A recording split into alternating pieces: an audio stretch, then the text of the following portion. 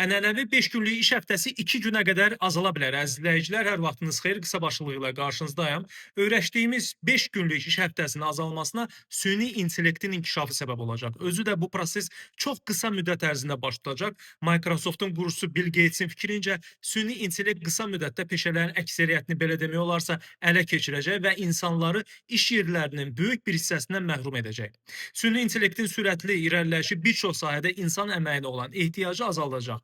Buna görə də həftədə 2 gündən çox işləməyə artıq ehtiyac qalmayacaq. Çox az sayda peşə bu cür sınağa tab gətirə biləcək. Böyük bir insan kütləsi üçün süni intellektin inkişafı mənfi təsir göstərsə də, bu iqtisadiyyatın insanların daha az iştirakı ilə daha səmərəli işləməsinə imkan verəcək.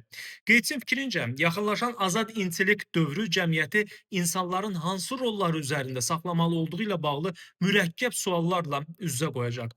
Microsoftun qurucusu qeyd edir ki, bu bir çox insanı işsiz qoysa da bəziləri daha çox istirahətə, təhsilə, yaradıcılığa və ailəyə vaxt ayıra biləcəklər, rutini isə süni intellekt yerinə yetirəcək. Belə görünür ki, 2 günlük iş həftəsi ideyası artıq fantastika kimi görünmür. Dəyişikliklər bir çoxlarının gözlədiyindən daha tez baş verə bilər. Siz bu barədə nə düşünürsünüz, əziz izləyicilər? Süni intellektin inkişafı insanlara necə təsir göstərəcək? Fikirlərinizi şərhlərdə qeyd edə bilərsiniz. Videonu bəyənib paylaşmağı, həmçinin səhifəmə abunə olmağı unutmayın. Süni intellekt boş şeydir. Ən əsası özünüzdən muğayət olun.